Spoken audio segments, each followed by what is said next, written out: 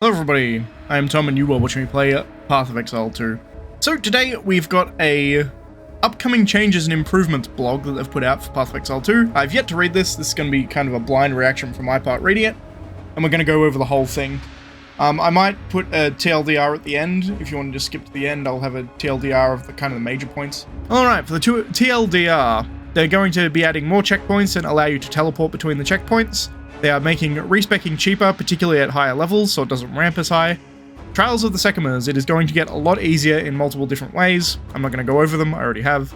Endgame and monster balance, they are essentially just making endgame easier. They're getting rid of resistance penalties, chaos damage is changing a bit, critical damage is lower from monsters, lower the baseline density in breach, and then volatile crystals has just been nuked out of existence. Some purple volatile flower plants, they do less damage. Siphon flasks is 10 times less effective, so that's all endgame kind of nerfs to the enemies. And then we have character and item balances. Charms changed a bit, I still think charms are shit. Electrocute is harder to build up, but you don't get a damage penalty on the support gem. They've added some electrocute nodes onto the passive tree. It's now harder to chain freeze enemies, which means it's going to be harder for freeze build up after subsequent freezes, which is bad in my opinion. And again, more stuff about charms. Skill and support gem balance. So, they're going through and they're going to be buffing a bunch of skills from mace section, from the bow section, from chaos spells and bone spells. Crossbow skills, particularly the higher end crossbow skills, and some quarterstaff abilities are all going to get buffed. They're also adding a few new support gems and buffing some existing ones, specifically fire, lightning, and cold exposure are no longer going to penalize damage of support skills. But they'll be a more mana cost instead now, so they won't actually lower your damage, but they will give you a higher cost of mana. And then there's a few nerfs that are coming in. Skeletal Arsonists are getting their price increased for their spirit, going up to the same as Skeletal Frost Mages and Skeletal Lightning Mages, which is a pretty big nerf. It's like 30 spirit up to like 39 spirit, so it's like a 30% increase in cost for the Arsonists. We'll have to see in practice how bad that is, but anyway. They're nerfing the damage over time component of Tornado and Vine Arrow, and Magnetic Salvo doesn't work as well in multiplayer anymore. It only profits off your own lightning arrows rather than party members. And that's the TLDR. We're going to read over them now. Path of Exile 2 has been live for just over a week. We've addressed some feedback already and we're working on more fixes for key pain points in an upcoming patch. The full patch notes are coming soon, but check out some of the more significant changes below. Gameplay features. Like we mentioned last week, we'll be adding capacity to fast travel between checkpoints within an area, as well as adding many more checkpoints to areas, generally at all entrances and exits to areas, meaning if you find these first, you'll be able to instantly travel back to them to continue exploring. We'll also be making passive point respecking cheaper, especially at higher levels. It is a relatively aggressive curve, getting more expensive with character level. We are flattening the curve so it doesn't exponentially grow as much. This should generally result in approximately 40 to 50% less gold cost for respecking between the start and middle of endgame progression.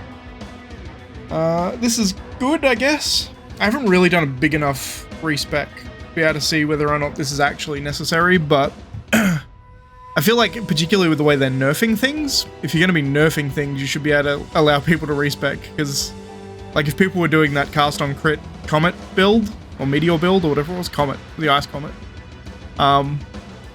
If you're doing cast on freeze ice comet, and then you nerf cast on freeze, so you can't do the comet anymore, it just gets rid of all your clearing, so you have to respec. And if you don't have the gold for it, that's kind of a hard ask for people. So just making it cheaper in general is probably a good move, to be honest. Trial of the Secomers. Players are finding Trials of the Secomers particularly frustrating in close range, so we've reworked how honor scales when in close range, as well as fixing an important bug that was causing players to take far too much honor damage from damage over time. Interesting. Honor damage now scales down based on distance to enemies. When in close range, you'll take 35% less honor damage, tapering off as the further away from the monsters. Interesting. That's cool, I guess. Fixed a bug where damage over time was dealing thrice as much damage as honor as intended, and fixed a bug where honor resistance was only applying to 2/3 of that damage. This was confusing for us too. Yeah, that's a weird kind of bug. There must have been like a reciprocal value in there somewhere for that to happen. Interesting. Sounds like someone typed the wrong number in a button somewhere. Skitter golems no longer use basic attacks and instead now just explode. Yeah, I guess the Skitter Golems did have, like, a relatively fast attack compared to most of the other things in there. Serpent Clan's burrow and ambush attacks now have improved visual telegraphing and cannot be used from as far away. That's good. I feel like the Serpent Clans were by far the hardest things in there, to be honest. And volcanoes created by a Rattle Cage's Fissure Slam now last half the duration. That's huge. That boss was such a hard... for my first character, particularly, because it was melee. These volcanoes that the first boss summons were insane, because they just never left. By the time I got, like, I didn't have enough damage because I didn't get a good staff on my monk, so I was like, I just couldn't beat him on my first character. My witch, it was trivially easy because minions OP, but yeah, the volcanoes just were there forever, so the entire field was covered in volcanoes. So this is a good change. Endgame and monster balance. Generally, the balance of endgame is more punishing than intended, so we've toned down the damage in a number of ways and disabled a certain on-death effect where the telegraphing were not as clear as it should have been. Maps no longer have additional elemental resistance penalties inherently applied at tier 6 and tier 11 or higher maps. It is now consistent across all of the endgame. Does that mean... Oh. Wait, so does that just mean that you don't get the negative 10 at T6 and T11? Because that makes building so much easier. Interesting. That's like noticeably easier. Interesting. Chaos damage now also scales less aggressively over the endgame. Critical strikes from monsters now deal 40% less bonus damage. Okay. Lowered the baseline monster density of breach encounters, primarily by reducing the frequency of the elite monsters appearing. Okay, yeah. I will say, the first breach I ever did, that was the first map I ever lost, because there were so many monsters in the breach. And my minions were so strong that they were killing them so fast that it never stopped growing, so I just had I got overwhelmed so quickly. It was kind of nuts. That was the first time I died in maps, was entering my first breach. Disabled the volatile crystal modifier, okay. We'll revisit this in the future, pending telegraphing improvements. Honestly, just get rid of it. The only on-death effect I like, and even then, like is probably a strong word, but the only one I'm okay with, you know the big fat boys, where they like start glowing as their body explodes, and then they like explode? They're fine. If it's specific to a enemy type, I'm generally okay with it, as long as it's telegraphed well. The issue is when it's a modifier, because the modifier can be on anything, and if you're fighting 100 monsters, and one of them happens to be a rare with like any on-death effect, then you've got to... It's just too much going on the screen to be paying attention to it. But yeah, it was a bit too punishing, I think. Purple explosives created by the volatile plants modifier on rare monsters now do significantly less damage. That's also good. That was, in a lot of cases, a one-shot. The Siphon's flash charge modifier on monsters now drains 10 times less flash charges per second. This was unintentionally draining way too many charges. It did seem kind of nuts, to be fair. It just meant you didn't have any flasks when you went near them. So it was apparently 10 times as punishing as it was supposed to be. That's kind of funny. These changes should generally result in the endgame that is much more survivable than before, and we will continue to address problematic cases as they arise. Character and item balance. We've made charm modifiers on belts substantially more common and now appear at much lower levels. The of symbolism modifier now appears on level 23 onwards, and the of inscription modifier now applies from level 64 onwards. I don't like this. I think higher level belts should just default give you more charm slots. Because the charms are nowhere near as powerful. Like, the charms are kind of shit. Like, I don't really care that I have them. They're not good enough for me to actually want to use them all the time, so I would never use these modifiers on a belt. Belts in general just feel like crap. Because flasks are kind of irrelevant, and charms are kind of irrelevant. I don't know, I'll see if they've got anything else on charms here.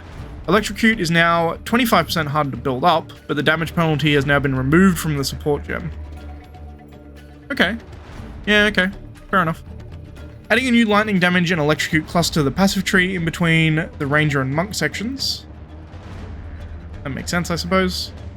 It is now more difficult to chain freeze enemies by reducing the amount of freeze buildup applied after a freeze has been applied. I don't know. They keep nerfing shit. I've yet to see a buff on anything, to be honest. I'll be honest.